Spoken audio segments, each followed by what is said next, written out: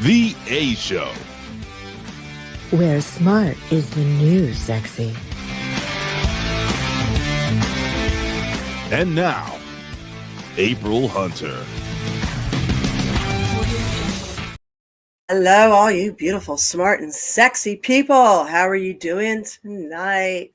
I am seeing you fill up our wonderful comment section, so it's nice to see so many of you live. Hi, Michael, Ricardo, Gerald. I'm going to say that wrong. Gerald. I'm going to say that wrong. Hi to you, Patricio. Yes, that. Lon. Hi to everybody coming in here. I see Big Wig. All of you awesome people, thank you for coming in tonight and keeping us company. And to everybody who will, be watching us and watching our replay. Thank you, thank you, thank you. Eva and I have a fun show for you tonight, and an informative one. We're expecting Ty Whitman to join us. He's a water expert. He worked I'll let him fill you in, but he worked in the state of California on all the water systems in Northern California. And who better than Ty to fill us in on what's going on with defluoridation of the tap water? So as we saw last week, a lot of people basically losing their minds when the state of Florida, after the state of Utah did this first, state of Florida decided to defluoridate the tap water. And the comments we saw we're very uneducated. Yeah.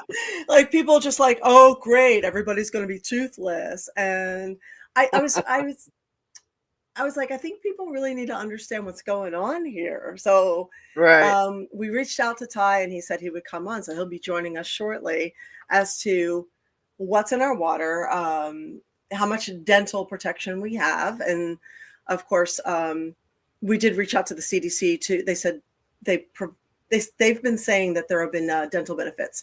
So we reached out to them to ask for all their studies and all their control studies, and I'll explain that, and I'll tell you what we have, and to explain the fluoridation process and how that works, and to understand the difference between clean water, processing water, and fluoride, which is different. It's not the same as like chlorine and cleaning it. So we're not sure if a lot of people got that confused or not, but apparently a lot of people don't understand their drinking water. So we're going to make it understandable. We're also in Lake Collecticon this Sunday. So June 1st, up in Leesburg. I'm going to be at Lake Square Mall doing a signing, and I hope to see you. I'll be there from 12 to 5. Ms. Eva will be with me, so please come out and hang out with us. It is a beautiful little town. It is a fun, free event, free parking, free event. Families are welcome. There's a cosplay competition there. It's just an all-around kind of feel-good thing, and this is their good show. So their summer show is always a good show. So come out and see us 12 to 5, Lake Square Mall in Leesburg on Sunday, June 1st. Would love to see you. And we have a surprise second show tomorrow night. You all are invited to. It will replay on Tuesday at our normal time, but Big Ray Hernandez will be joining us. Now, you all know that he has a crazy work schedule. So we're going to tape with him around 11 something tomorrow night, Wednesday night. So it's going to be late, and I know a lot of people can't join us, but he asked if we could just be live anyway. I said, sure, let's make it live. And then we'll pre-tape that and put it up for the following week, because I'll be in traveling the following week. So we're going to do that. So if you can't make it with us Wednesday night, late, that's cool. But if you can, we'd love to have you, because it'll be his first time back since, everything kind of fell apart, and he has an interesting topic that he wants to talk about. So he's not coming back to co-host. He's coming back because he wants to visit. So we're excited to have him come visit. Absolutely. So I see more people have joined us. Alex, Allie, Red Sunny, War Demon. Hi. Let's see, who else? Am I missing some? I think I'm missing some, but hey, Chico. See you right back there. Michael says, I remember when I lived in New York, you could drink the tap water, not in Florida. No. Florida has not so good water, although It depends where. Yeah, it depends, but by and large, it's not a good quality water. So Right. I'm in a little small town between Clearwater and Tampa where we have our own water supply, and it's reverse osmosis. So our water is actually pretty quality, but we are not typical. That is not typical at all. So we're very fortunate, and we pay for it. We pay for it. Yeah, I pay for an RO system, so I don't have to worry about it. Everybody has to destroy your faucets and everything else. Michael says water in Florida is different. Tap water here makes your stomach sick. Got to drink bottled water. Yep. So pretty much that's. I remember when I moved into a little town called Safety Harbor. It was a division of Clearwater. All my faucet and my dishwasher and all those things started to, I guess, corrode and fall apart. And someone told me, yeah, it's the water here. It's just so bad that it just destroys everything. And they said it destroys the pet's teeth. I was going to the early on, I was taking the dogs over to the dog park, and several of the owners are like, "Don't let the dogs drink the tap water here; it destroys their teeth." Because there's a lot of older dogs that had no teeth at all, and I was like, "Okay." It so depends on where you are. It really does. One part of my town is fine, one part's not. Two different water companies. One buys from the other, one has bad pipes. Yeah. So they all have the same additives. It's just whether or not their pipes and what they do with it. Yeah. Nelson's right, of course. Her father invented the RO system, by the way. Oh, really? Thank you. Yes. We love it. See, I drink well water up in North Carolina. It's mountain water. So I don't think that's treated water, but maybe in its own way it is. No. It's not treated, right? No, well, it's going to have some chlorine. It has to, by law. But outside of that, who knows? How by law when it's a well? Oh, I'm sorry. You said spring water, so I wasn't thinking. Oh no, water. Well is not treated. It's whatever your well has in it. So you might be drinking good stuff. You may. Yeah, I drink untreated water all the time, and to me, everything. The water tastes amazing, and the coffee tastes amazing. It's just, I get up there the first day I have coffee after leaving Florida, and I'm just like, "What's with the mountain water up here? It's so good." Like it's. Hey, you know what else makes good coffee? Shitty water. Awful city, Philadelphia crap water. No, Philadelphia shit water makes good bread. Well, it does that too. It makes good bread. It makes good baked goods. It does not make good coffee. I'm gonna dispute that one. But if you say okay.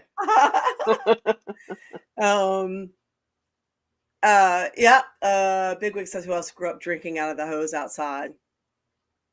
I did. It was so hot. It was so hot. You had to let it run. Like the first person who got to the hose was like punished. Yep. So. Yeah. Sure. Yeah. Wait, says God water. Yes, definitely. Yep. Oh yeah, we do have both. We have blue shirts on. Let's see what Ty ends up wearing. I didn't expect that. Sorry, I didn't either. I just felt blue. That's exactly what I grabbed. It's a throat chakra day. There you go. Oh, you got some biddies already. We do. Cool. Awesome, dude. Thank you. So before Ty joins us, we're going to take advantage of, let's see, we got a little bit of stuff to talk about with you guys. So of course, like I covered, in case you weren't here earlier, got Lake Collecticon, Lake Square Mall, Leesburg on Sunday, June 1st, amazing Comic-Con, all free. And we also have Big Ray Hernandez for a special podcast tomorrow night around 11-ish. Give or take. We're gonna do that live, so you're welcome to join us. We'll pre-tape it and put it on next week's show. So if you're up, if you're a night person, if you're just curious and you want to join us, around same thing. We're gonna still be on Twitch and YouTube. You have all the information. Feel free to join us if you're hanging out and you don't have anything better to do. So that's an interesting comment. You should. What? April doesn't flex her tatas in front of guests unless they're busty females. Not always. I didn't do it in front of Laurie. That's not true. Yeah. Not always. What I try to do is not flex my tatas in front of people when they're talking about serious subjects. So I try and wait. Yeah. So, yeah, Alex says back-to-back A shows this week. Yeah, kind of. We're doing it because I'm traveling next week, so it's easier for us to do that. And also, Eva works like 10-hour days. She's got a crazy work schedule, so every so often, if we pre-tape, it actually gives her a little bit of time off. It does. No, she doesn't get any time off hardly. No, so especially not this week. The fact that she gives us her time, I'm grateful. Thank you. Well, thank you. I'm happy to be here. I enjoy this. Well, we're happy to have thank you. Kenny, what's up? Thank you for joining us. Yes. I think we're gonna have a good show with Ray. It'll be fun. Yeah, We're very, very excited to have him back on. So thanks, Michael, too, by the way. And Lon says, I've been drinking more spring water since my heart attack last November. Well, I'm glad you're doing better. First off, I know you've been keeping me informed on all that.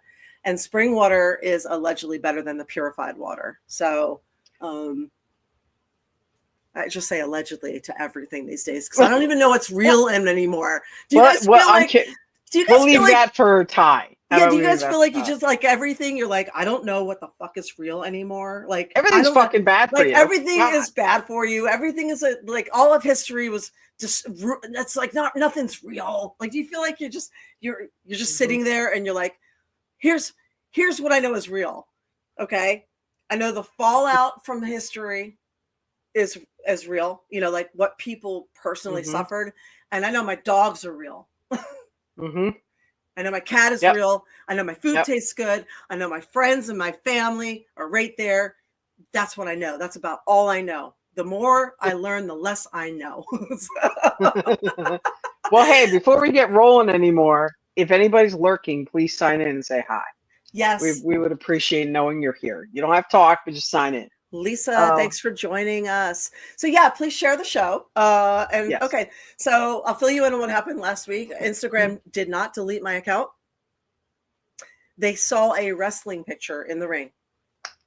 I'm a wrestler. Was it 2018? From 5 years ago. It was me and Sahara Huxley in the ring.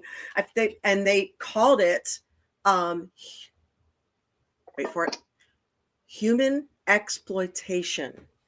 So they got rid of the picture and put me under review for human exploitation for a pro wrestling picture. And then this is the best part. They made a mistake. Their AI policing made a mistake, and then they restored my account with restrictions. So wow, that's fantastic. Pro wrestling picture labeled it human exploitation and then restricted my account because they screwed up.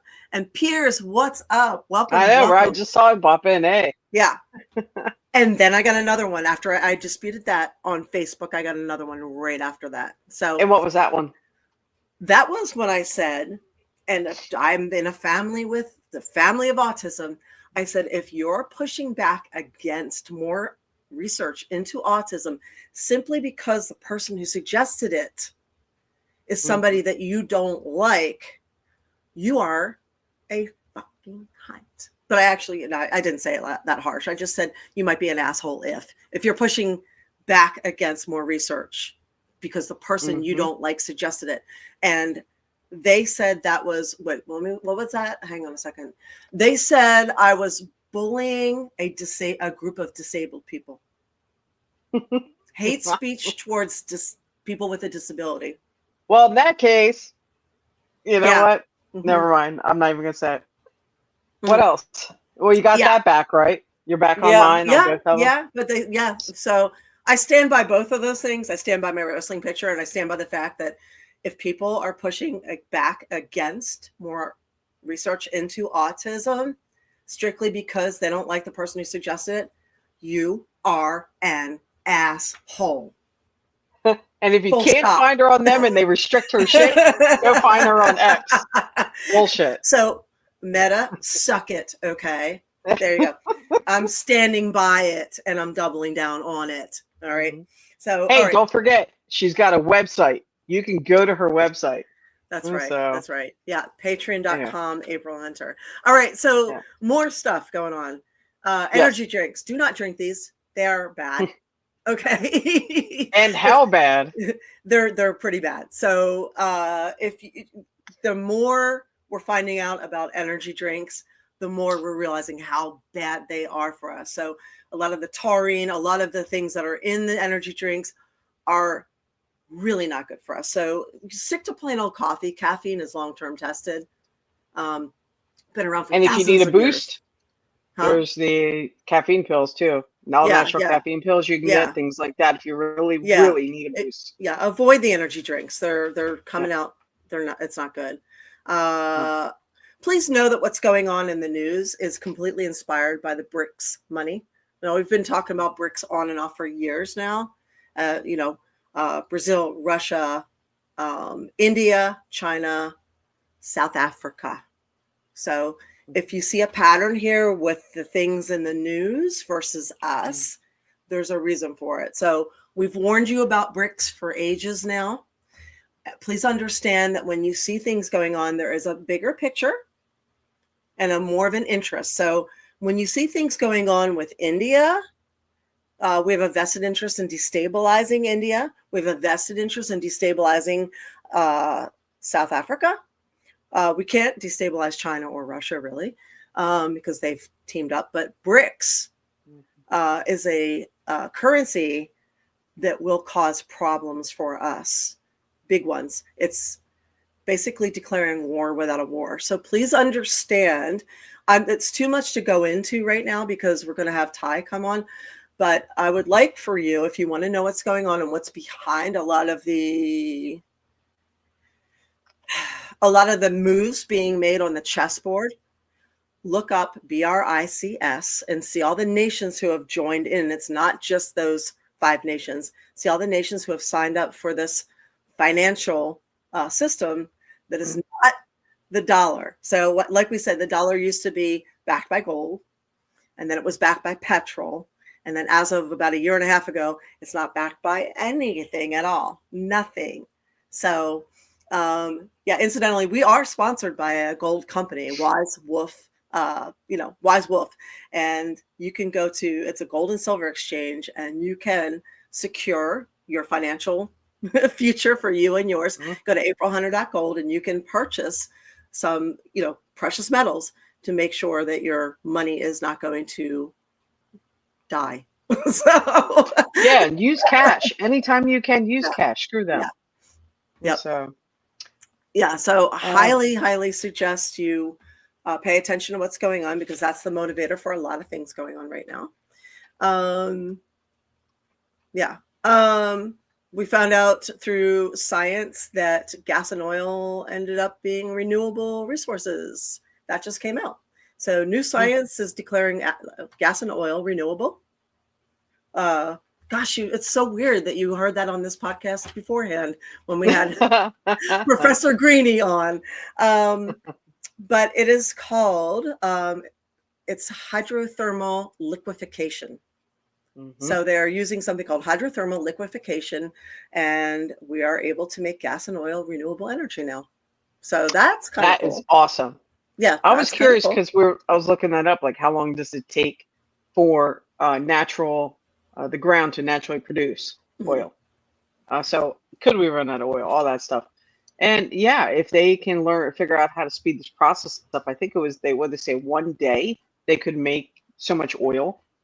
Yeah, they've managed to speed it up quite a bit, and they're using algae.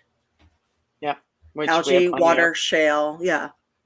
So, what else is going on? I had a couple things too. Whenever you're. Yeah. Okay. Please be aware. It's summertime. Please be aware of chemical versus mineral sunscreens. Mineral works wonderfully. Chemical is actually really not only bad for you, but it's bad for the marine system. So a lot of places now are actually starting to not let tourists in the water.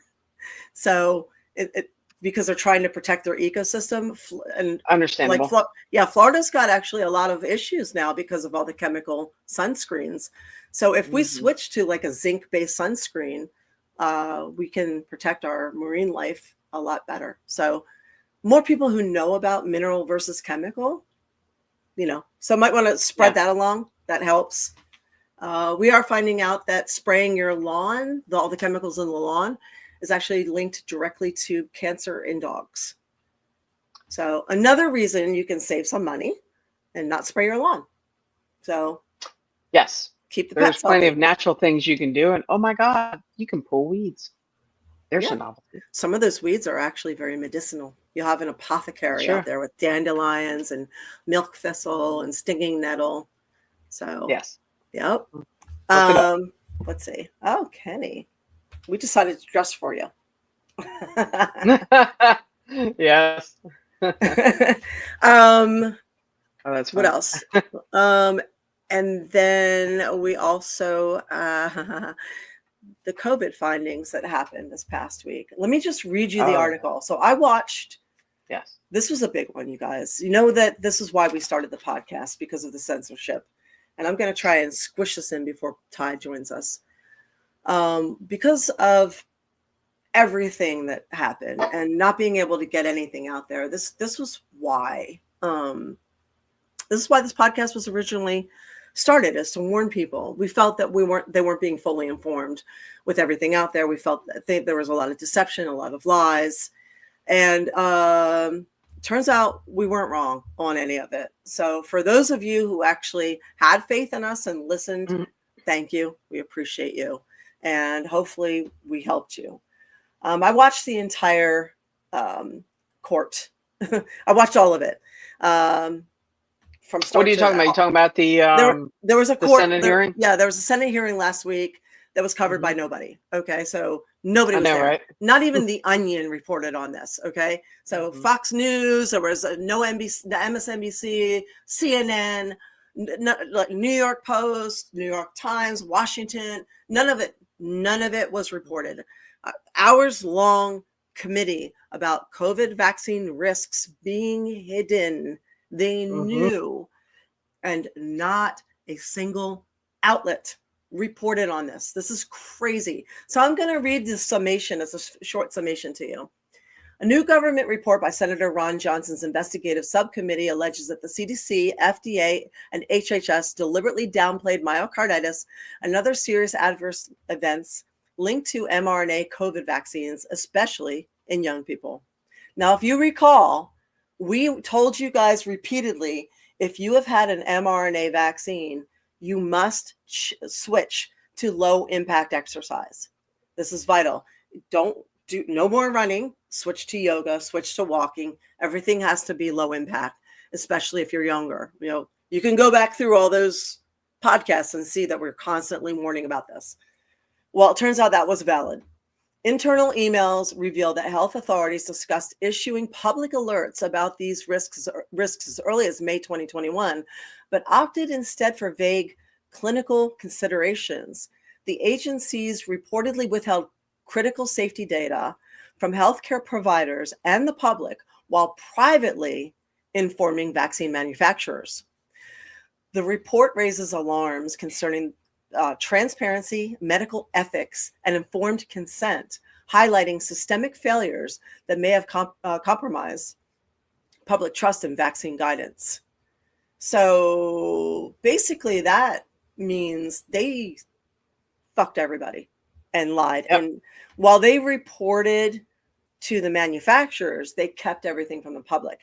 Additionally, there were a lot of private Facebook groups because people were having these things happen to each other. They were dealing with GBS and a family member that had a sudden heart attack after being jabbed. And GBS is what? I always pronounce it wrong. I'm gonna say Guillain-Barré syndrome. Syndrome. Yeah. They were dealing with neurological side effects. They were dealing with myocarditis, pericarditis, all that. So they could not get any real information. They could not, no doctors would help them. They were being sent home and told that they were just dealing with anxiety. So they started private Facebook groups so they could reach out to each other and talk to each other. And they were being, those Facebook groups, once people found out that they were there, they were being censored, they were being shut down, they were being gaslit, they were being told it was all in their head. And the rate of suicides after the adverse effects and the deleted, and after bullying these people and telling them that they didn't matter, these things that happened to them that they did in good faith because they were told to do this for the greater good of humanity. And then once something happened, there was zero accountability, zero motherfucking accountability to the vaccine companies. And then they got bullied and beat up by the public and the medical community. It was telling them it was all in their head and it didn't exist. So the rate of suicides went through the roof. And a lot of people in this court that happened, that Senate hearing, were the ones to get that last letter. So this stuff happened. And to pretend that it didn't and to move on, to just move on, we can't just move on. No, there's too many things. No, the reason we can't move on is because they will do this again. They will do this again. If we let them, we keep letting people do these things and there's no accountability. Nobody is being strung up publicly. Nobody's being held accountable for anything. They're just getting away with it. They're just all getting away with it. It's up to us to make sure they're held accountable. We have to push back. So something has to be done. And I think it's going to be up to us because if we wait for governments who are sponsored by Pfizer, who have contracts with Moderna, if we wait for that to happen, we're going to be 92 years old and too tired and old to do anything. So we're going to have to make this happen. Don't forget they're coming out with those new variants and shots and stuff. So watch out for all those things. Don't fall for that. Yeah, now we got Aerovax being tested and sa-mRNA. And sa-mRNA is spread through the air, as is Aerovax. So stay informed, more to come. Yeah, that's in the second trial phase now. So like, when do they stop? When do they stop? It's now come out that more people have been injured, hurt, or even killed by the COVID vaccine than by COVID. And it also came out that half of the proposed COVID deaths were not COVID deaths. Right. So, I'm glad it's finally coming out. We all knew it. Yeah. You told it. And I'm just glad to hear it's coming out. We won't ever hear the full scope of any of it. So. No. No, we won't. And quite honestly, I would reckon that the overwhelming majority of COVID deaths were not COVID deaths. Right. There's a reason that people only died in hospitals. There's no other disease in history where people only died in hospitals after being treated. Every other disease in history, from cancer to leprosy to polio to Black Plague, people died in various places other than under medical care. But this disease, 99% of people who died or more, probably closer to 100%, only died in hospitals. And oddly enough, it was financially incentivized by the CARES Act, where hospitals were awarded over $30,000 per death. And I don't understand how they can call it a disease, honestly. It's a bioweapon. They unleashed it upon us, and we know that now too. Yeah, we do. So everything we've been saying, that's so if you're not angry about this, if you're not angry about this, you might want to re-examine. There's no way to move on when things haven't been taken care of or settled. So, that's something we all have to deal with, and we have to push back against it and not let them get away with it. So that's it. Yeah, well, we'll keep you informed on that. We'll look into all that, and we'll talk more about the other vaccines that they're trying to do and keep you up to date. Yeah. So, and thanks for all the comments in the thing. Well, meanwhile, we've got Ty with us. So why don't we welcome him on? So, woo! Hey, Ty Whitman coming back to join us. How are you? Hey, I know you can hear me fine. Everything's good, right? Yes. Yep. Okay. And you're I nice know and you bright. wanted me to come on to talk about fluoride, but as I'm sitting there listening, I told you the story about my car crash and going to the hospital with COVID, right? Tell us here. Yeah, go ahead. We know the chair. I was in a very serious car crash 5 years ago. I still have no memory of the car crash. It was at the very beginning of all the COVID stuff around here. I think we just started having lockdowns and stuff. And I was cut out of this vehicle, brought to the hospital. I wake up like 5 hours later. I don't know what's going on. I'm just in this room. I don't know where I'm at. I'm in a fog. I had a bad concussion. And a guy came in and I said, what happened? He says, you were in a very bad car crash. You were brought to the hospital by ambulance and you have coronavirus. That was the first sentence out of his mouth. And I said, I don't have coronavirus. I go, I ride my bike like 10 miles a day, like 4 times a week. I'd know if I have coronavirus. I was totally fine. I go, where did you get that from? He goes, well, we did some x-rays when you came in. This is before they had testing, right? He goes, we did some x-rays before you came in and your lungs kind of look like COVID. And so we're treating you as a COVID patient. And for the whole week that I was in the hospital, they were treating me as if I had COVID. And then the day they tell me they're going to release me, they said, well, your sister's going to come pick you up. I said, how can you just release me to my sister's house if I have coronavirus? And an hour and a half later, magically, they got these test results back that said negative.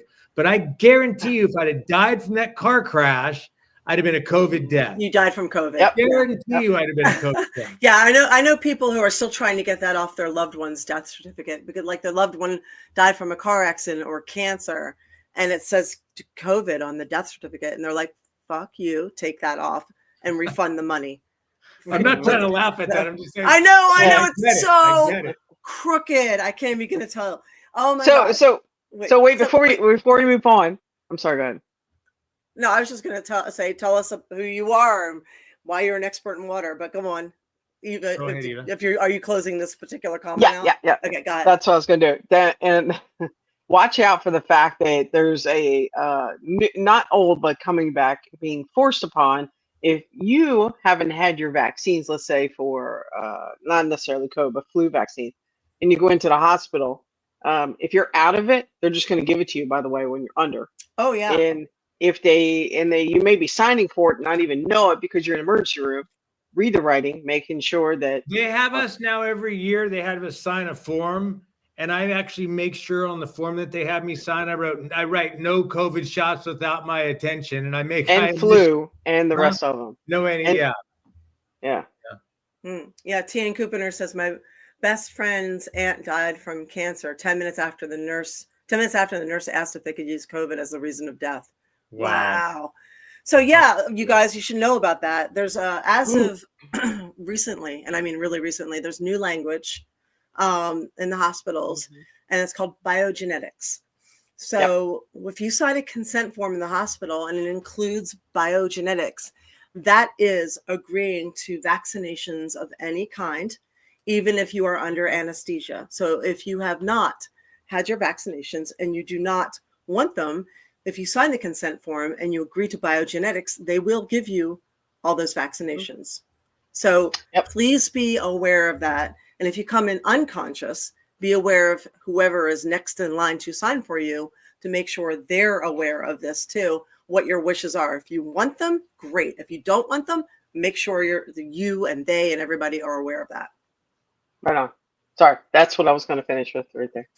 So our thing is fully informed consent. So my issue is a lot of people do not have fully informed consent. Whatever you want, that's great. You pick that, that's great. But you should know what you're choosing. You should know everything about it. You should know what you're getting into. So, and you should be able to see all the trials, all the tests, all the control group, all the whole thing. You should know the ingredients. You should know everything before you make a decision. So, yeah. Agree. So Ty, sorry. Yeah, I saw. Hi. Y'all brought me on to talk about fluoride today. And we've been good friends for what? I'd say we were talking about this the other day, April. Has it been like 3.5 years already, maybe? Yes. It's been a while. Yeah, it's been a while.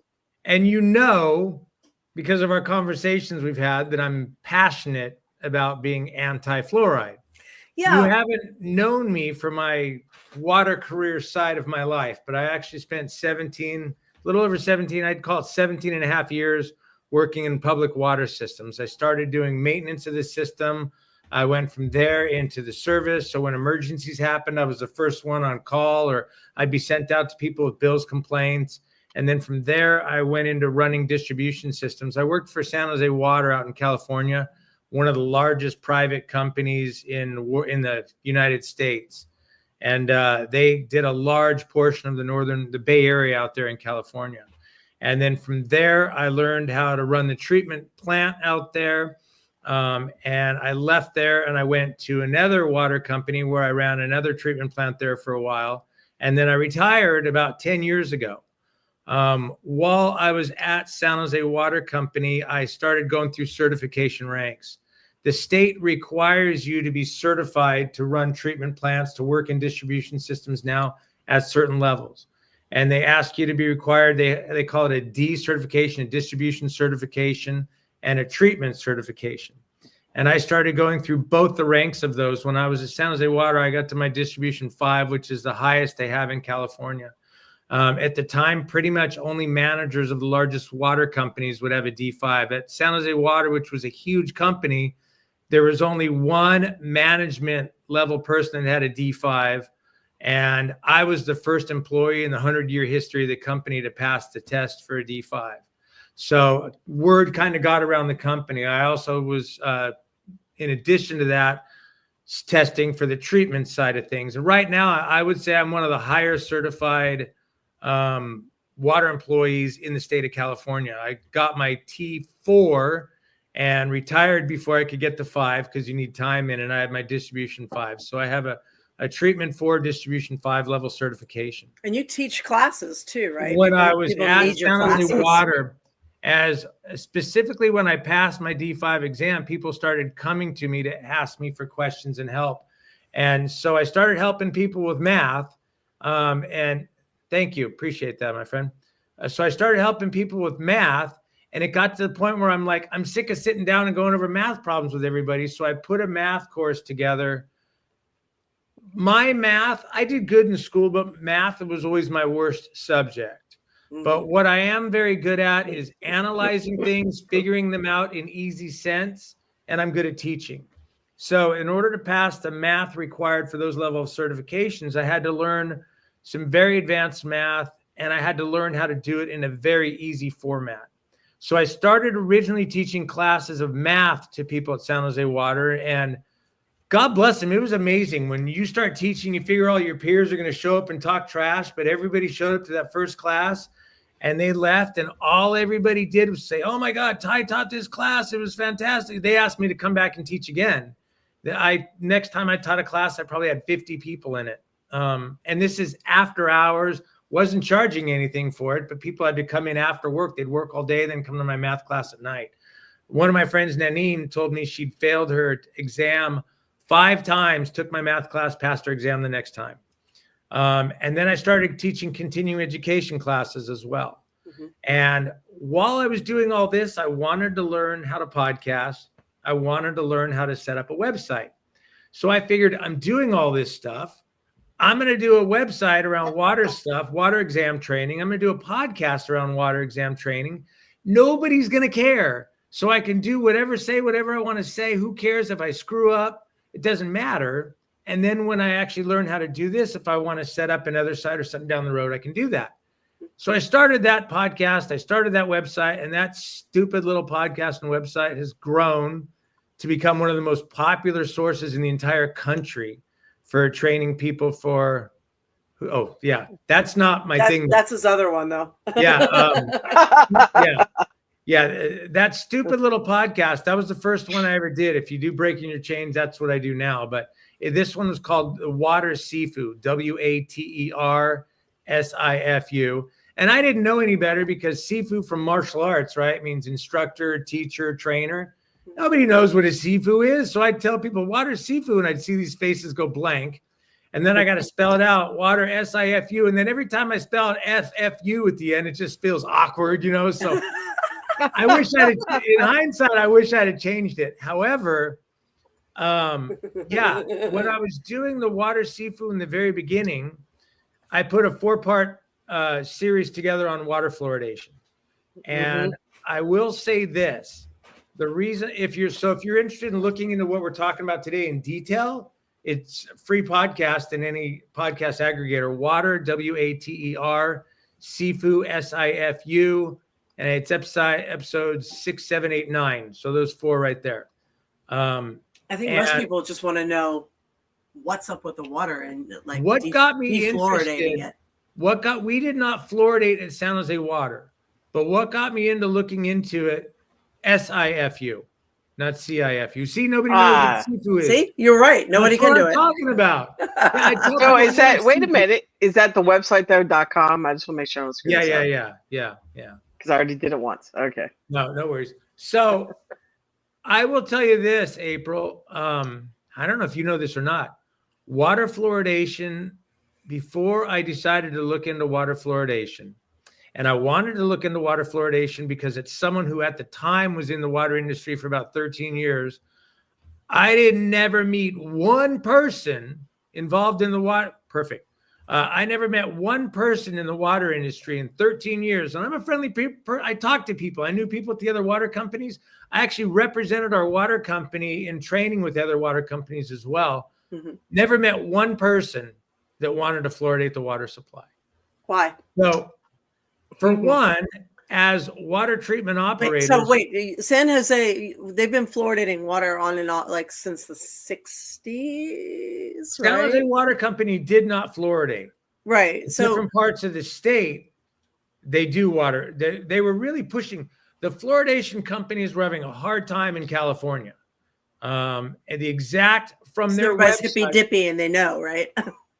What their exact words from the website, if I can remember right, were they were having problems because the state promoted independent thinking or something like that. They thought that was really bad. Yeah, exactly. So, and wasn't this was federally mandated at some point, right?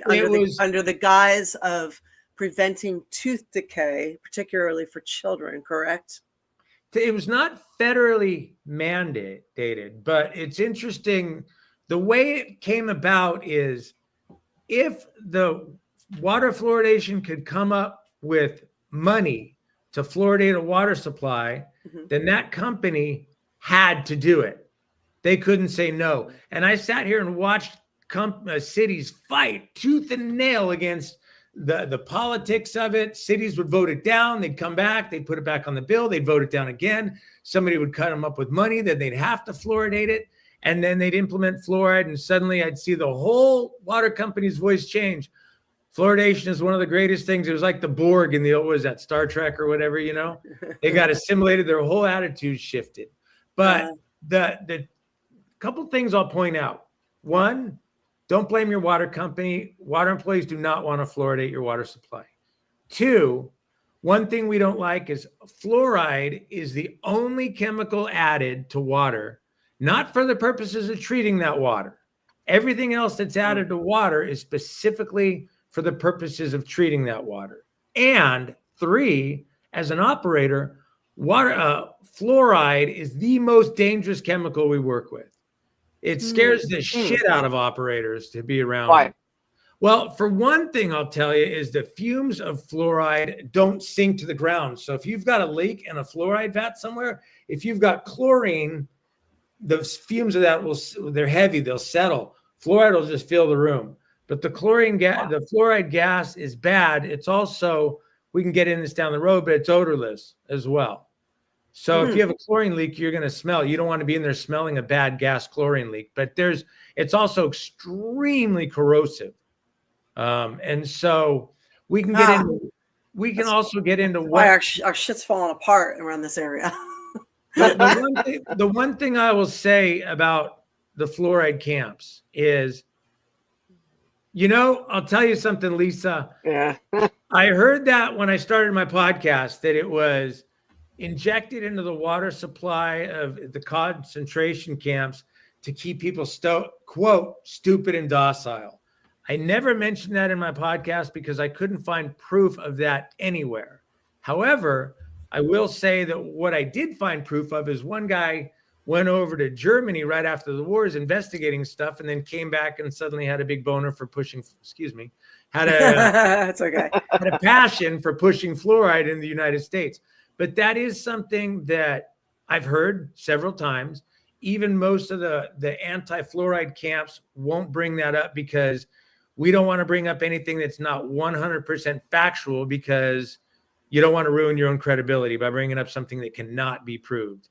And the anti-fluoride camp, that's all they have to hinge on is calling you nuts.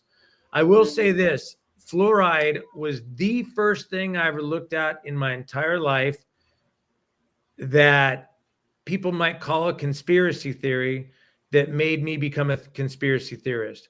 I was a believer that our government's not going to lie to us, that our government's never going to hurt us until I really took the time and dove into fluoride. And after that, I walked away going, wow, our government would really screw us over. Can I say a couple of things real quick?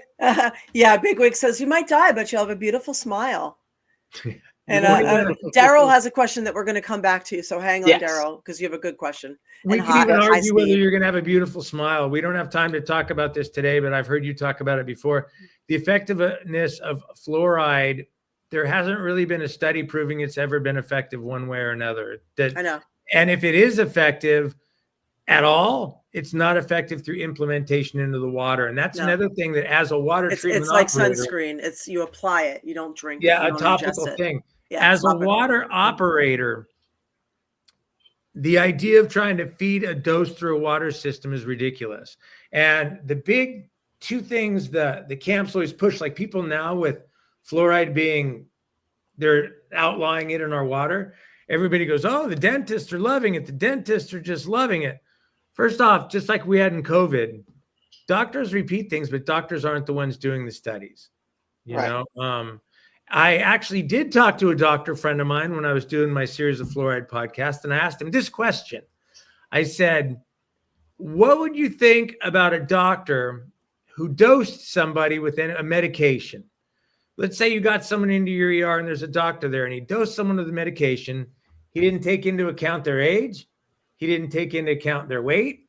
He didn't take into account any issues they may have. What do you call that? They always say pre-existing allergies or pre-existing conditions, that medication would be harmful to them.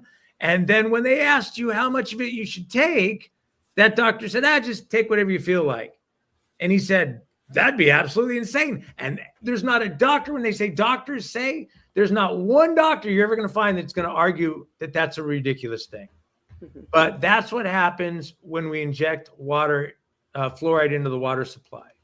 And as an operator, I can treat that water, but there's no way I can treat the end consumer. I can even dose that water with a certain amount, but I don't know what's going to happen. I don't know if April, you're not going to drink any, and Eva, you're going to drink 2 gallons of water a day. And then on hot days and cold days, people drink more or less water. So even though, like in the plant here in town in Dunedin that I went to, they just have a set dose they run it at. According to all the manuals, when asked, what do you do about hot days and cold days? They tell you, add a little less on hot days, add a little more on cold days. So now what? Water operators are supposed to be weathermen? Weathermen don't even know what the weather's going to be like. Right. Ironically, the overwhelming majority of crimes happen in the summer because people get agitated in the heat. And the overwhelming majority of Independence Days are also globally in the summer in July and August. So maybe a little fluoride might calm people down. I don't know. Well, here I have maybe that was the original train of thought behind it. That's also about the people who drink tap water. Does not include well water, all those things that we were talking about. Yeah. And I'm curious, the bottled water, bottled spring water, things like that, is that treated? Do you know? 319 brands of bottled water do not have any fluoride in them at all. I want to recommend 2 things. Okay. One, this guy, I don't know his name. I'm sorry. He said I drink tap water all day. And I will say one thing. When it comes to not adding fluoride to your water, tap water, I prefer it over bottled water. Yeah, Because bottled water goes through a really strict standards of testing by the EPA, by the Department of Health. They're very, very strict.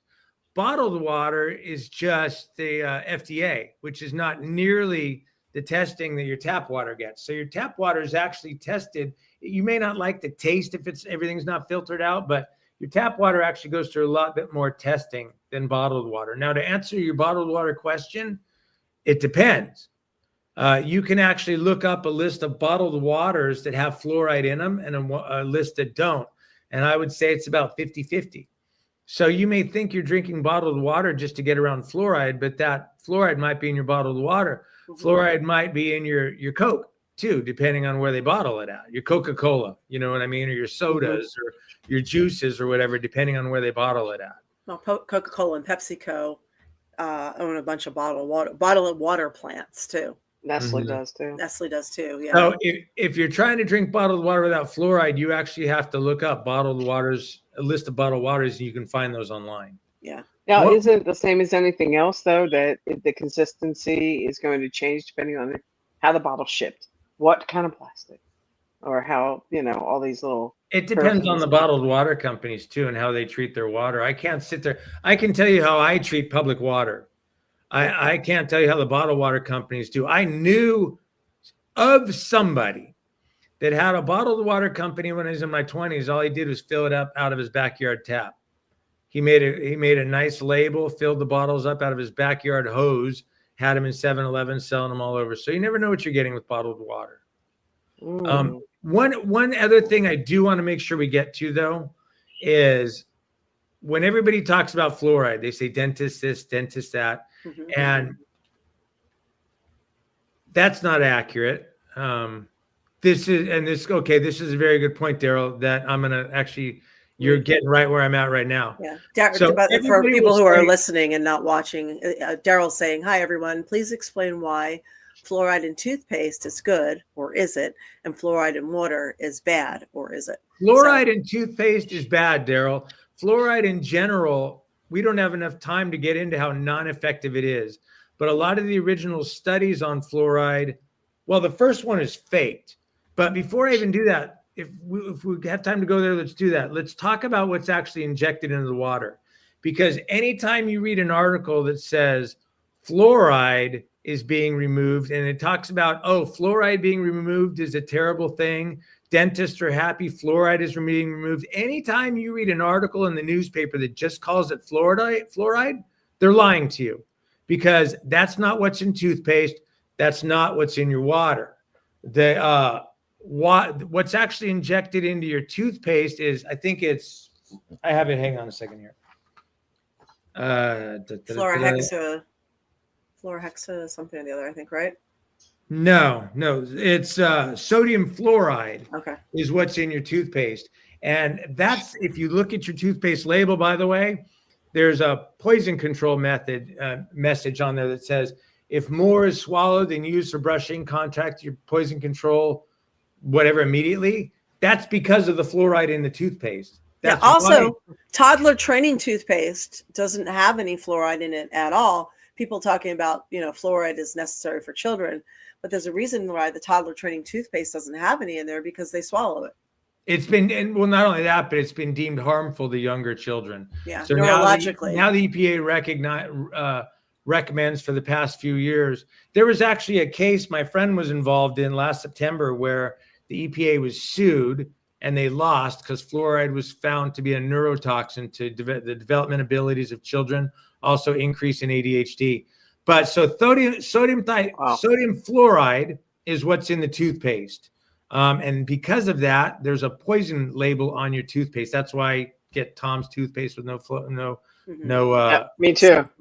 Hello now, is available with no fluoride. The other thing that is sometimes injected into water is sodium silicofluoride, but that's not so much. I'd say about 90 to 95% of what's actually injected into your water isn't fluoride. I'm going to read this quote. I got to read this because fluorideinfo.org.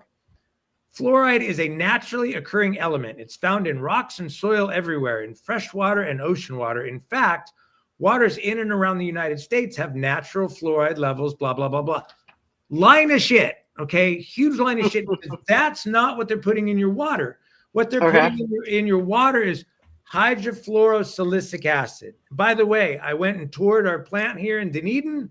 There's the vat. It's even labeled hydrofluorosilicic acid.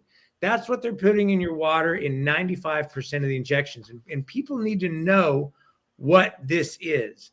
And I'm going to say something, and it's going to sound absolutely fucking insane to you guys. And then I'm going to back it up with truth, okay? So before fluoride was injected into the water, the hydrofluorosilicic acid was a byproduct of fertilizer manufacturing and aluminum manufacturing. The Alcoa, the aluminum company of America, was being sued all the time because they had to dispose of their hydrofluorosilicic acid. It was a toxic waste. By the way, back at this same time, fluoride was being used in rat poison as well. They don't use it anymore because it's bad PR, but they used to use fluoride in rat poison. They just put it in our water. It was a toxic waste. The Alcoa had a ton of lawsuits against them for when their fluoride would go over the land and so forth. They would destroy, it would damage all kinds of the nature.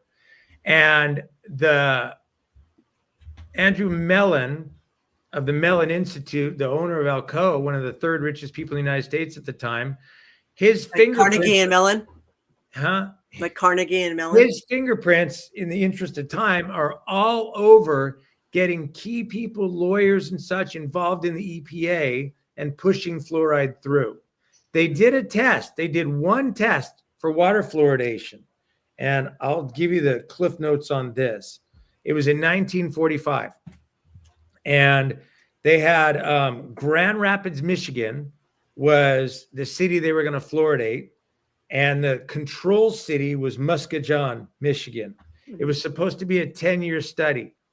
5 years into the study, Oscar Ewing, who was a lawyer for Alcoa that was appointed to the EPA, oversaw the DPH, 5 years into the study, instead of the 10 years it was supposed to be, they suddenly declared it a success with no proof.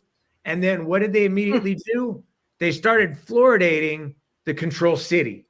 And then I'd say about 13 years later, the whole writing of the study actually came out. Everything was called into question because they immediately fluoridated the control city. So there was never, and then that's what they used to start pushing fluoridation on the whole United States.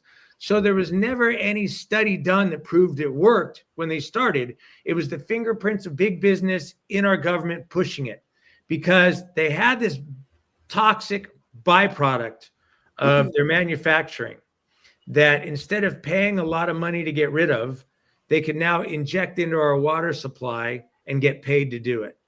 So you can say one thing real quick. You can say it was to keep us stupid and docile and dumb us down. There's no proof of that. But we are losing IQ points with every generation. And 7 to 11. And there is proof that it's dumbing down children now that just came out. That was last September. Finally got a case. Can I say what they're actually injecting into the water supply and where? Absolutely. I've looked up some of the things you were just talking about. I'll read them after you. I sent you a video of a commercial. Do you still have that? It's on your Facebook Messenger. I can look real quick. Also, too, melon. Don't play it right now, though. Just see if you have it there. What's that, Eva? Melon that you're talking about also is Mellon Bank. Yeah. It's Carnegie and Mellon family. Yeah. So let's talk about what they inject into your water supply and where it comes from. A byproduct of the fertilizer and aluminum factories. Okay. As they are producing this stuff, you ever gone by a factory and seen the smokestack flying out of the chimneys? So you got this smoke coming out of the chimneys in these factories. As that smoke builds up in the chimneys, just like when you have chimney in your house, you have soot that builds up around the side of that chimney, right? So you have this soot that builds up inside the chimneys of these factories as the smoke's bilging out the top. Well, every once in a while, that soot builds up so bad that they got to wash it out. So they take a hose and they pressure wash the soot out of these chimneys. They capture that stuff in barrels. That is hydrofluorosilicic acid, what they're injecting into our water supply. And I have before you play that commercial, this is something I found when I was doing my podcast. This is actually from the CDC's manual. The CDC themselves, right? They have a manual titled Water Fluoridation, a manual for engineers and technicians that I had to find digging around on their site. So I'm reading this from their site. The largest production of the acid is a byproduct of phosphate fertilizer manufacture. Phosphate is ground up and treated with sulfuric acid, performing a gas byproduct. Now, what they don't mention is that gas byproduct is the smoke that comes out the chimney tops from these manufacturing plants. Now, back to their thing. This gas is reacted with water, forming a weak hydrofluorosilicic acid. That's the water that's used. It's reacted because they're hosing down the chimney stacks to clean that out.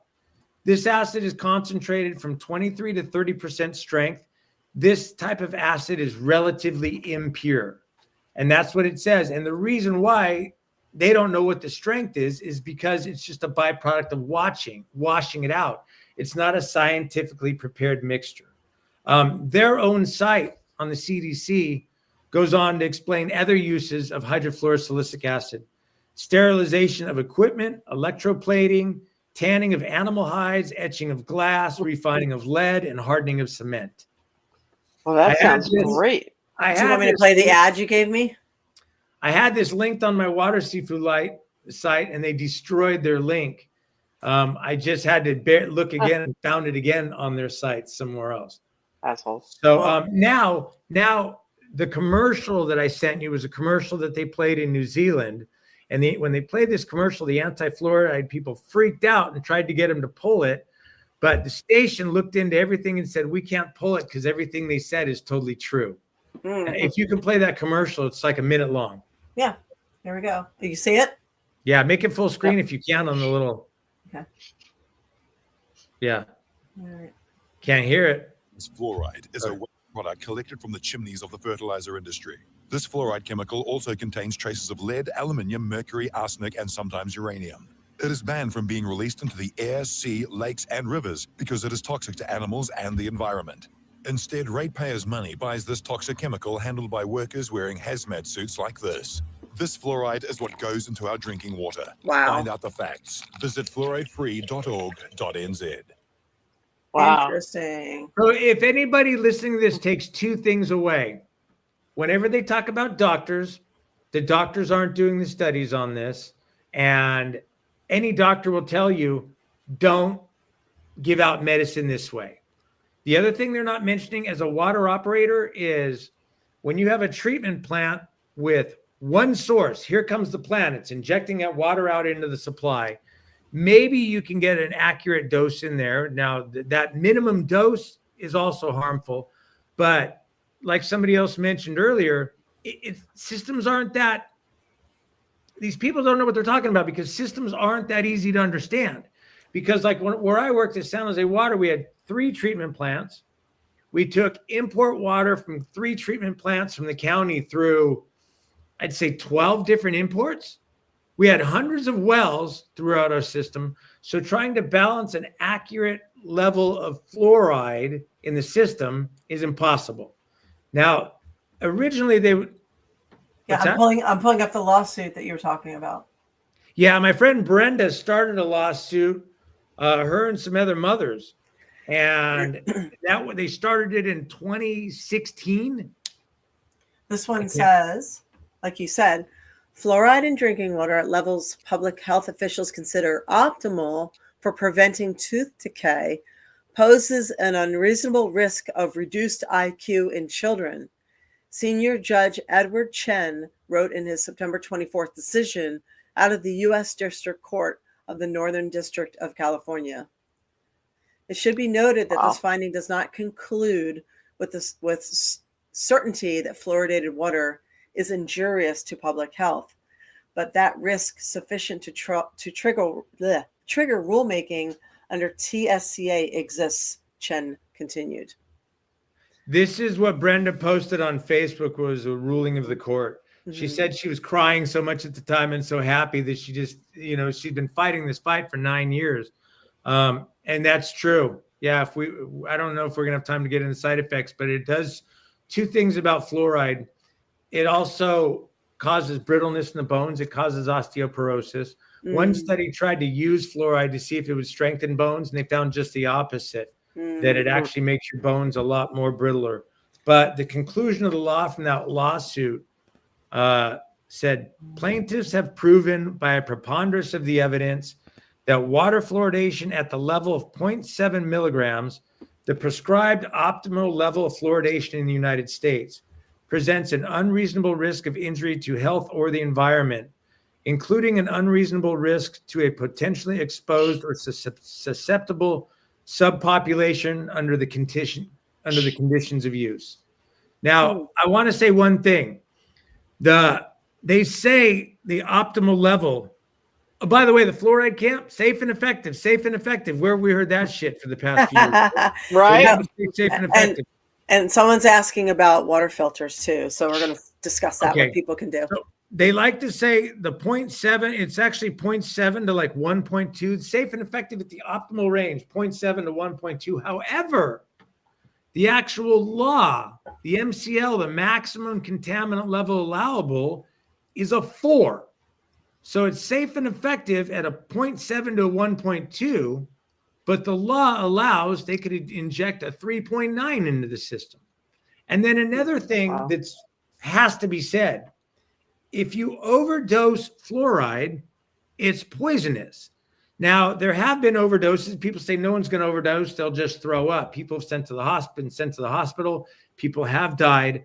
But if I screw up and I overdose, the machine fails and overdoses chlorine into the system. In California, the recommended MCL is 2. It's actually a 4 for that. But if I send a high dose of chlorine out into the system, you're going to get that at your tap. You're going to smell it. You're going to go, wow, this smells strong. You're going to take a sip. You're going to go, this tastes like shit. And you're going to spit it out. Fluoride is odorless and tasteless. So not only is it poisonous, but if you overdose the system, the end consumer is not going to smell it or taste it. They tried to kill us. I know that sounds crazy, but where I live, during Super Bowl weekend, remember how the infrastructure attacks were happening? I don't remember that. This last Super Bowl? No. The one when it happened in 23. It was Tampa, when Super Bowl was in Tampa. So on Friday, by the way, I want to make a point. What? I'm drinking bottled water. Okay. You and I had that whole talk this morning, which I don't want to get into with everybody, but once a year, a water system that uses chloramination will switch to chlorine to get rid of certain things in the system. And when they do that, they superchlorinate at very high levels because chlorine and chloramine can cancel each other out. What it ends up doing is the stuff that comes out of the tap is wretched. And then when the chlorine, they have to put so much chlorine to kill the chloramines. It also causes taste and odors for a while. So during that time, I'm all over the bottled water. So, So, here, this right here. So that was where I live. A hacker, allegedly, it was tried to they tried to hack the equipment of the water system. Poison the city's water supply. Never going to happen. Upping the sodium hydroxide levels in Oldsmar, Florida, to extremely dangerous levels. Never going to happen. So they did, though. They did. None of that went out into this. That didn't go out into the system. So luckily they were able to catch it, but then they tried again a few hours later. So it was Super Bowl weekend. This happened on the Friday.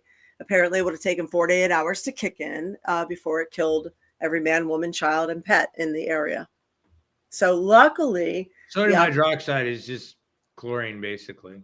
Yeah. They also said that was for adjusting the pH levels. Yeah. That was the media story. My good friend works in the city. He told me the whole story, and they downplayed it, but the FBI was all over the city. So it was more than just a hacker. There was more going on than that. And there was lie and everything else. So. I saw that study. Something happened somewhere else in the country too. The only thing that you have to understand is that let's assume somebody hacked the plant SCADA system, which could potentially be possible. And they jack up either the sodium hydroxide or they jack up the chlorine levels or something like that. An operator running that plant is going to see alarms go off and they're going to respond to that. Right. The other thing is the plants they're wired to shut down automatically. So if, for example, where I was working at the plant before, there was a range that chlorine had to be in. If it went too low or if it went too high, alarm sounded. And then if it went past that to a critical point, the whole plant would shut off. Not only that, but there's alarm points in the system where people catch things like that too. So if you have operators in a system, someone can hack SCADA and maybe inject more, but the chances of it actually sending out like that, not so much. We had a plant when I was working in San Jose that did shoot out too much chlorine into the system one time. Oh, this one was lye. It says here. Lye. What name the product again? Lye. No, before that.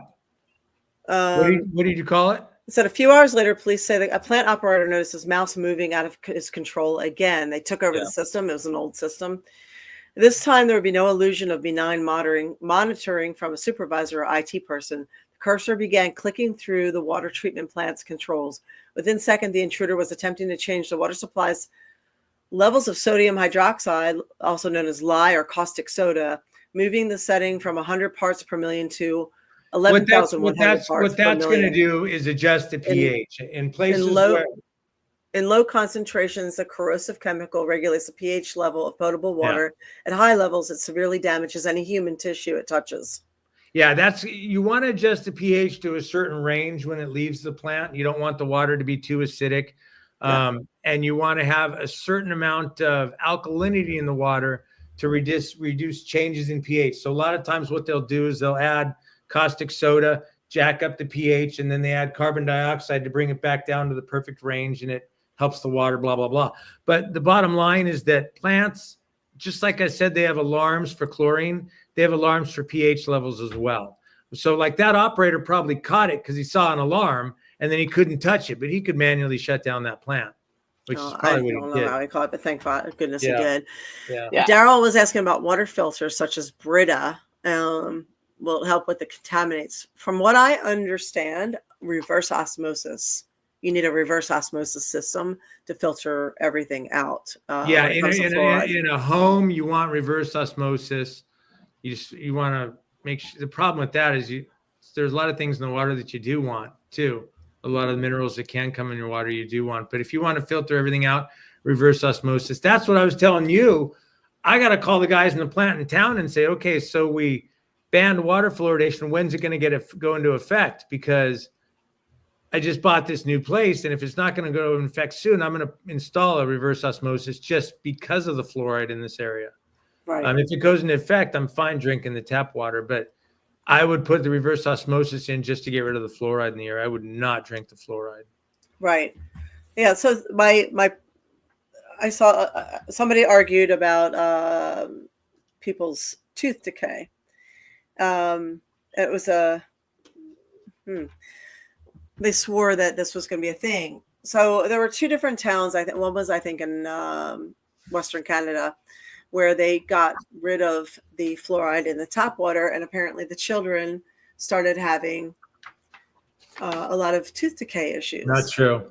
So what I asked was, where are the control studies? So could you release all the studies? So obviously they must have logged down that the children were only drinking tap water. They weren't drinking any bottled water at all. And then after they took the fluoride out of the water, obviously they made sure that the children were still only drinking tap water. Where are those studies? So no one could produce them. So then I asked, the CDC says that 25% of children get tooth decay without fluoride in the water. Then I asked for those studies. So I assume there's a whole bunch of studies with control. No one could find them. Can't get them anywhere. So at this point, it leads me to, and I'm asking AI. I'm searching for all these things. Even on dentists' websites, they're saying it's not true.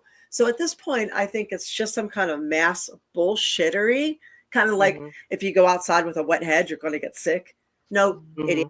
If you touch a mucous membrane with germs, you're going to get sick. So I think it's like a wives' tale that people repeat over and over and over and over again. You need fluoride or your teeth are going to decay. I think it's that.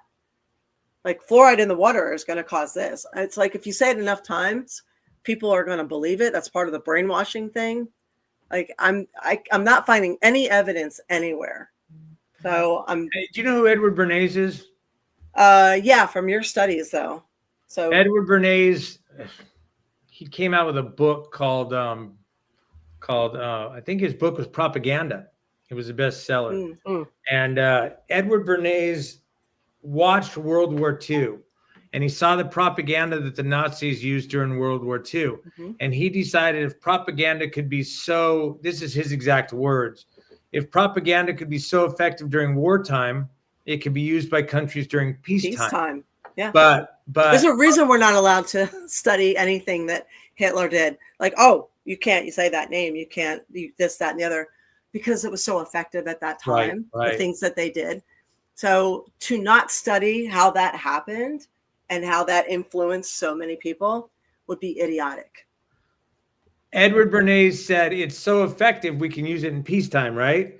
But he said, in his own words, he said, but propaganda had a bad name. He said, so I gave it a new name and I invented the word public relations.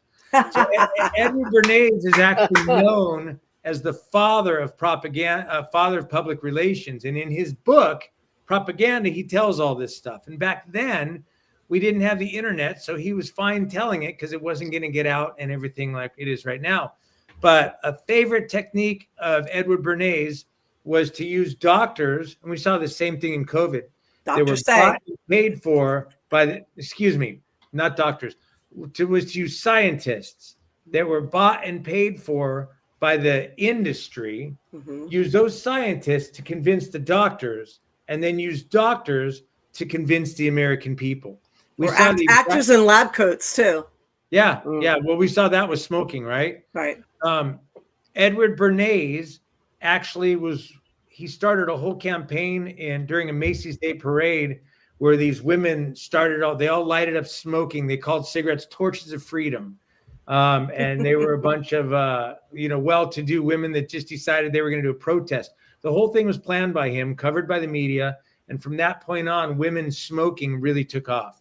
He pushed smoking a lot, even though he wouldn't let his own wife smoke. So he knew smoking was bad. He pushed bacon for breakfast. He defended the asbestos companies. And Edward Bernays was hired by Oscar Ewing, the DPH lawyer for Mellon, to promote water fluoridation. Yeah, my grandfather died from asbestos. He had mesothelioma.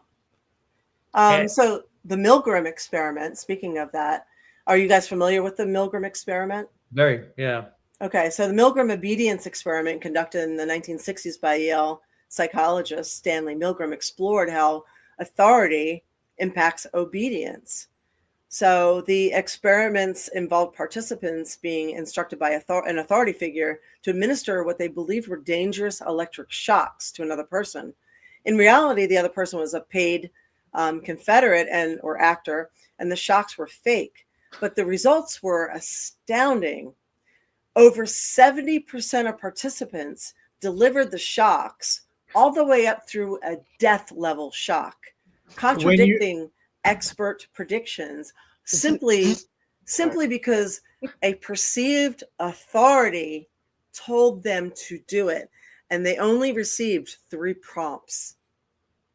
If you ever get a chance to look at the actual footage of that experiment, I recommend it. One of my podcasts I did years ago was called The Top 8 Studies on Molding Human Behavior. And it's actually funny as shit when you know it's an actor in the other room, because what they had to do was ask him a question. If they answered it wrong, they had to push the button to give him the shock, right? And so there's a guy in a lab coat, right? Lab coats again. And they tell the guy, they're gods. Lab coats are gods, apparently. And the person that was doing the experiment, they pushed the button, and you hear through the wall, oh God, oh. And the guy screams. And then after a while, the guy starts going, let me go. I don't want to do this anymore. Let me out of here. And the other people are like, I don't want to push the button. And the guy's like, you are required to push the button. Yeah. And yeah. These people would push the button anyway. Yeah, that was it. That's all it took. You're required. You're mandated to take it. But the acting job in these people in the other room, it wasn't like they didn't see anything. It was these wails of pain coming through the wall. Yeah. But if you know it's a setup, it's actually kind of funny, except for the fact that people do push that button. I know. That's what's horrifying. It's oh my God. Makes me think of Scientology. Sorry, but so the machines they hook you up to. Oh no, I don't know enough about Scientology to judge it one way or another. Thing. Yeah, no, I've done it. I've gone down to the thing in Clearwater. I got hooked up to the machine. It's not the same. You don't get shocked. Did you go down there and like walk into Scientology? Yeah. They did you were hired. Take this uniform and walk around outside, right? They did a whole thing. They did a whole reading on me. I go in. I'll do every religion. I try them all out. So for all of your listeners, because your listeners are all over the country, right? Yeah. So we live right next to the Scientology building. Yeah. You will never see an ugly woman walking around outside the Scientology building. No. You don't see women at all. Yeah, no, I see women. There's women down there all the time. I know, but not as many as that stay indoors. They're walking around. They're out there all the time because they own all of downtown Clearwater. Yeah, they wear the khaki pants and the white shirt, just like Derek. And they wear like a blue vest or something like that. Yeah. And a beeper. They have a pager. They have a beeper on. Yeah, and they do squats the whole time. They're not walking around outside. The guys too. There's never an ugly person walking around outside a Scientology building. Yeah, it's basically, and then they do their own version of, have you heard the good news? Getting back to fluoride, if we could real quick. Yes. I do want to say this because we were talking about the studies, right? They did a study of 400,000 kids in India that showed no benefit of water fluoridation. Studies in England and Scotland found the same thing. Another study in Chile spanning 40 years had the same result, no benefits whatsoever. Wait, I got a question. Yeah. Does England have fluoridated water? A bunch of the countries in Europe do not. I think England does. Oh, well, look at those teeth. That tells you enough right there. A number of the countries in Europe do not. England has like the worst teeth ever. Okay. Like just the entire country, the teeth are bad. That should say plenty right there. That commercial that we played was in New Zealand and they were battling against it. Mm-hmm. The journal Fluoride actually reported in a study 98% of the children in New Zealand over 14 years, fluoridation had no dental benefit of them. And then one thing I do want to say, there was a guy, Dr. John Calhoun, I think I'm saying his name right. He was the principal dentist office for the largest city in New Zealand. He was a huge pro-fluoridation opponent, mm-hmm. right? And then he was pushing fluoridation, and he was given the task of reviewing the worldwide data on fluoride effectiveness and safety. And after reviewing this, he changed his whole mind on fluoride. There's actually an article that says why I changed my mind about fluoridation, where he goes into the detail and he talks about how any pro-fluoride studies that were out there can be very rigged, because he says they don't study cavities. They study something called a dental carie, which is a precursor to even a cavity existing. Like, oh, you see this little thing that could cause a cavity someday, right? And what a dental carie is can be very, very subjective. It can be very just the eye of the beholder. And the people doing these studies, they're bought and paid for almost all the time by the fluoride industry. And they know, because it's impossible for someone not know if they're studying cavities in a fluoridated area or a non-fluoridated area. So it's easy to be very, very subjective with their results.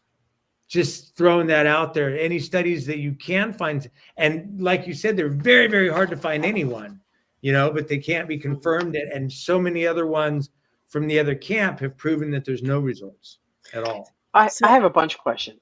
Okay. Sorry. No, I was going to sum it up, but go ahead. We got like 6 minutes left. And high rider for life, JC. Go ahead, Eva. Well, I did look real quick in England. It says only about 10% of England has. Yeah, I was doing the same thing. I got 14% of the UK. Which means it's not outlawed in England, though. They're trying to to put in place, but it's not outlawed in the state. Just like here, the whole country, I think they set a goal years back to fluoridate 75% of the United States. They weren't able to get there. Yeah. I forgot what else I was going to add. Sorry. Oh, well, Lori brought up the whole cancer thing too. So it's been in our water long enough, and somebody must have delve into the idea of what else it can do, either to organs, cancer causing, something along those lines. So ever hear anything on that, Ty? I believe the term was osteosarcoma, cancer. Animal experience have noted fluoride-related incidents of a rare bone cancer called osteosarcoma in young male rats. Recent studies since have found likewise in young boys in fluoridated, increased rates in young boys in fluoridated areas of America, but not in unfluoridated ones. So there's been an increase of osteosarcoma in fluoridated areas in young boys that's not in the unfluoridated ones. There's brain impairments, risk to kidneys, risk to infants, which is why the EPA said don't give it to children under 6 months.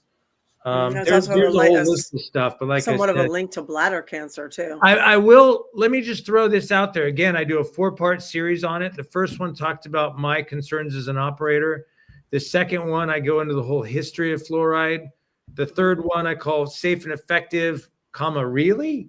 And then the fourth one, I talk about if it's so bad. Keep in mind, I was not a conspiracy theorist back then. So I had to ask these questions. If it's so bad, how's it getting injected into our water supply? So I looked at, that was the 4 parts. That's what I covered in those. Okay. If you eat healthy, I'll tell you, like you weren't a conspiracy theorist back then, but if you start eating healthy or growing your own food, or if you have chickens, that will turn you into conspiracy theorists pretty fast.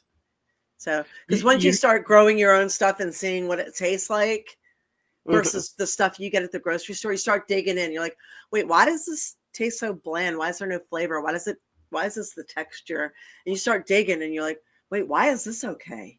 Why did they put that on it? And you start digging deeper. You're like, oh shit, they're approving these things. This is not safe. And the more you start doing it, you become this raving conspiracy theorist across the board. You know what turned me into a conspiracy theorist? Fluoride was my eye-opener that our government would actually lie to us. It was an eye-opener about business getting their foot in our government and doing whatever they wanted and not caring about us. What really turned me into a conspiracy theorist was after I retired and I started the Breaking Your Chains podcast. I had time to think and time to let my mind focus on things instead of just being so busy working. And I grabbed topics that interested me. And the big topic that turned it around was after an election. It was I forget what, I think it was the last time. It was the last time Donald Trump got elected. Not this time, but before. I was interested in wondering where these candidates come from, because every election is the same thing. Everyone's going, we got these 2 crappy people. I got a choice between worse and bad and worse. Right. Where do these come from? I did a whole podcast called the System is Rigged, Why I Quit Voting. That was podcast number 1. Podcast number 2, I wanted to find out where our candidates for presidency come from. And that sent me down, you know how I can do. That was a 4-month rabbit hole putting out 2 podcasts. and that was, 50 hours a week, like I jump into something. And I came out the other side of that, a conspiracy theorist. And then the next thing, I think one of the next things I wanted to look into was after I finished up with my properties in Jacksonville, I thought, God, everyone's talking about global warming and these hurricanes. Is that a real thing? Do I really have to worry about that? So I took another 3 or 4 months and jumped into global warming, found out it's all funded by the oil industry.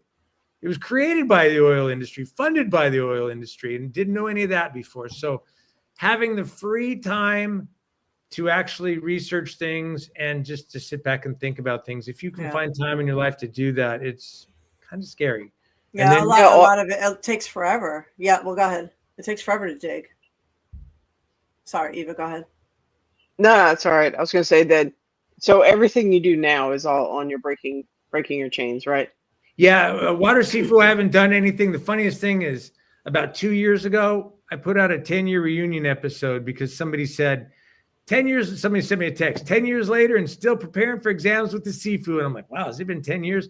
But I haven't done anything to that site except for that one episode for about 12 years. And everything I do now is on breaking your chains when I feel breaking your chains is different. That's kind of like my search for personal growth, where I find things that interest me and I dive into and basically produce master's subjects on them.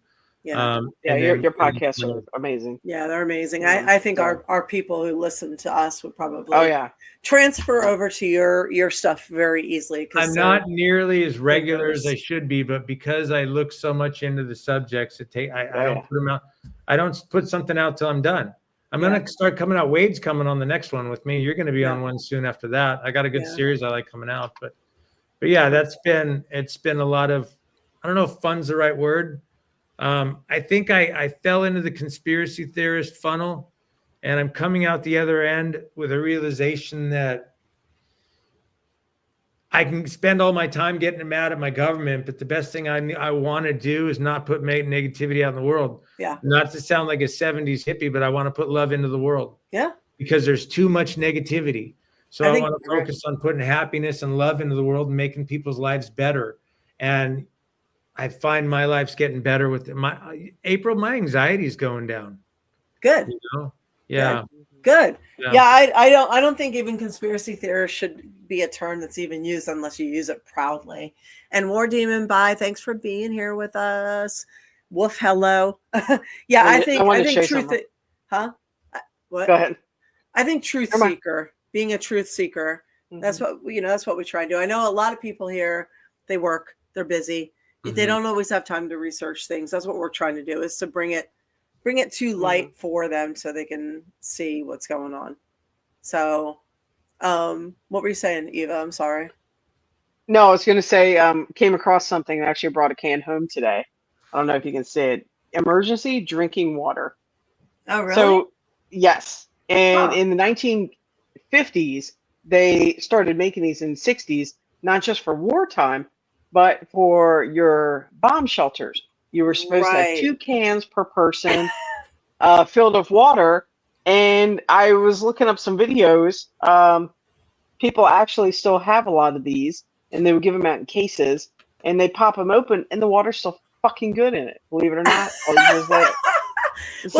they were training. They were training kids. They were training kids by have them go for like what kind of bomb? Was an atom bomb or a nuclear bomb thing? Shelters, by going underneath their desks.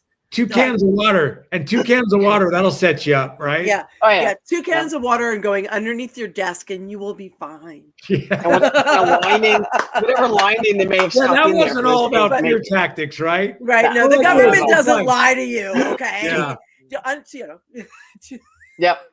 So anyway, just thought I'd share that. I thought it was interesting. Awesome. It's interesting. Like way back in the day, they had like a mandate, like everybody needed to have 1 chicken per person in the household, because they wanted people to be self-sufficient. So it was like literally 1 chicken per person. And then now you have governments fighting you over raising chickens. So right. I had to go to court over my chickens. I literally had to go to court over the government saying you can't have chickens. And I was like, but I can. And they ended up being like, oh yeah, I guess you can. And I was like, fuck you, pay me. So yeah. And then my neighbor got them right after that. They're like, oh, we can have chickens. Yeah, it's crazy. It's not that the government will do these things. It's not that they'll lie to us. We know this. They do it out in the open now. No, they're not even trying to hide it. It's not that it's happening or not happening. It's definitely happening. What's really frustrating is that there's a contingent of people pretending it's not happening, and they're doubling down on the lies. So they are the problem. So we know that the government is is bullshit most of the time. A significant portion of the time. What's your solution for that? Do you have one? Bring more truth to light. Find ways to get it out there. Be informed. Stay informed. Stay informed. Find real sources of information. Stay off the news. You can always tell people who watch the news. There will always be those people that suck into their news channels, but more and more people are falling away. Term limits. I see the people watching the news right now because they're the ones that are wearing masks everywhere right now. You'll see people doing that. Yeah. I went into the store you see the fear stuff going on right now. I went into Publix the other day and everyone was wearing a mask. Yeah. And when I walked out of the store, I asked the person at the register, I said, I don't pay attention to the news. I said, is there another like COVID thing going around? And everyone's wearing masks in the store. He goes, nothing I've heard of. I said, why is everyone wearing masks? He didn't know. Funny. So is there something new supposed to be going around? There's supposed to be a new variant going around. That's why everyone's wearing the masks.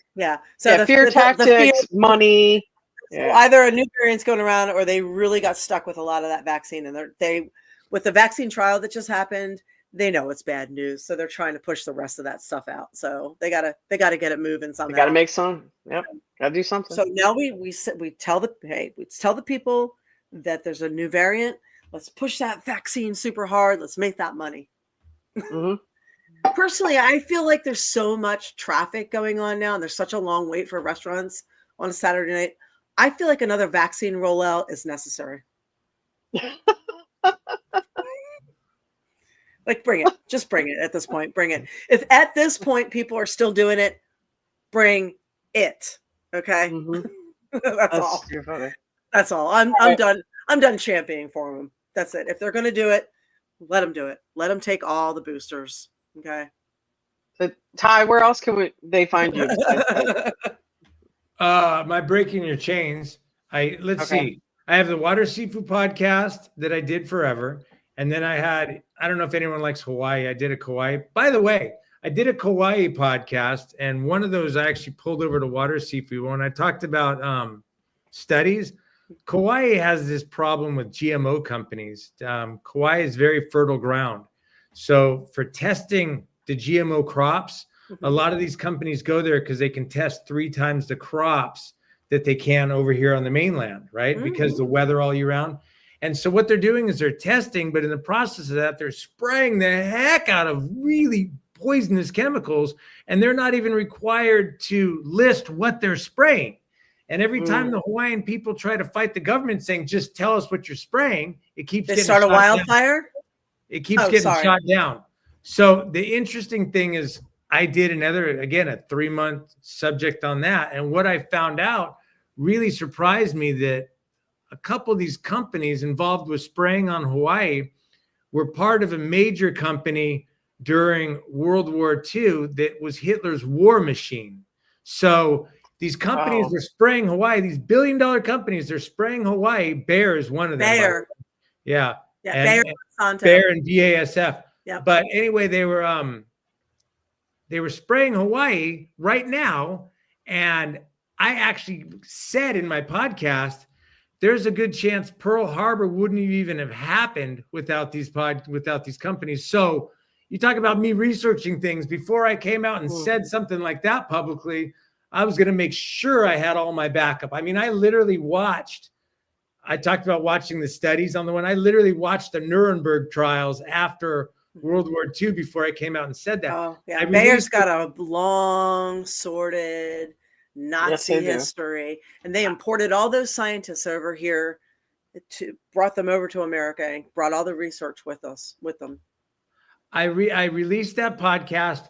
6 months after I released that podcast, I get an email from one of the major government officials over in Hawaii was fighting the GMO companies, and he tells me he's been fighting them for 10 years.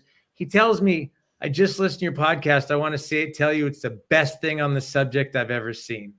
That's good. That's cool. I actually didn't tell about it. A couple of people around me, but you want to talk about feeling good. Yeah. And he invited me to have lunch with him if ever I was in Hawaii. He wanted to pick my brain on some stuff. We never did that. That's good. But I thought that was flattering. But my Kauai podcast was just my attempt to study and learn the island because I wanted to know more about it. I learned a lot.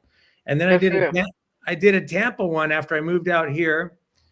I was still dealing with effects from my car crash, but I was trying to get out into the world and do stuff. And I did like 20 episodes, and I found out that nobody cared, and I didn't really care either. So I just didn't do it anymore. It's a different world out here. I lost my, it wasn't like Hawaii. You go to this beautiful Hawaii trail. Fantasy. Tampa's a reality. Okay? Yeah. Hawaii is a tropical jungle. Tampa's a tropical swamp, and it's beautiful. Yes. It's beautiful, but you can't go in any bodies of water between snakes and gators and poison ivy. And you're not going to, the hikes here don't have destinations. In Kauai, you hike except to come out alive. alive. Or a waterfall or something like that, you know? Here, everything's flat. You just, we have waterfalls, we have caves, and they're just not big and pretty. Yeah, it's not the same. No. The best thing we got going on are the springs. We got natural springs. Mm-hmm. And I should say, I love it here. You know, I absolutely love it here. So I don't want to sit here and crap on our area. But everybody stop moving to Florida, you guys. Stop. Just stop. Everybody stop. Stop. We already shut the border. We full. We full. I can't do that. But all right. What else? Stop. Those are it. Water Seafue, breaking your chains is my main one. Breaking your chains is the only one that I do right now. That's where I'm at. Cool. Yeah.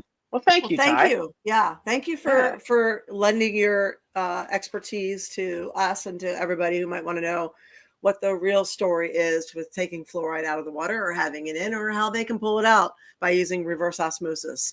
So thank you. One other thing I will say, if I could say one thing, none of those sites are monetized. The Water Seafue site is monetized. Okay. I give away about 95% of everything. There's a couple of continuing education courses, a math course, an ebook that I do sell. Everything else, if anyone's actually curious about getting into the water industry, all the podcasts, all the videos, everything there is entirely free. So that's one of the reasons we wanted to bring you on, because you just give the information. Everybody else, I've had a million people say, you don't charge enough for the things you do charge for. You should charge more. And I'm like, I'm comfortable. It's a service, and I enjoy knowing that it's helping that many people out there, and it pays for itself. That's awesome. Yeah. Thank you. Yeah. Thank you. That's the meaning of life, supposedly. Find what you're good at and give it away. Thanks for having me on the show, April. Yeah, thank you. And Eva, wonderful to see you. Wonderful seeing you both. Too. Yeah, especially since you moved away. Hang on, and we'll stay there for a second. All right, everybody. Thank you so much. Again, feel free to join us tomorrow night late. We're going to have Big Ray Hernandez back on with us at a little 11, maybe a few minutes after 11 o'clock on Wednesday night. We would love to have you with us live. But if you can't catch it, we will have that replaying next Tuesday. See you next Tuesday. And of course, you can see me live on Sunday with Ms. Eva. We will be at the Lake Square Mall in Leesburg at Lake Collecticon Comic Con, that's just free parking, free event. Yes. Some good for families. Where's that at? That is at the Lake Square Mall in Leesburg. No, where's Leesburg at? Like as far as Tampa? Mount Dora. Oh, okay. Mount Dora area.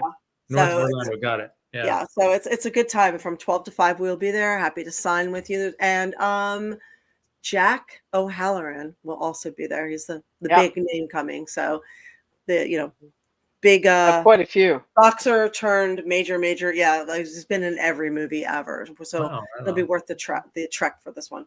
All right, everybody. Thank you. We appreciate you very much. Thank you. Have a good one, and maybe we'll see you tomorrow night. Thank you, cool, awesome dude. Appreciate you. Mwah. Thanks, you guys. Yeah, hopefully we'll see you tomorrow.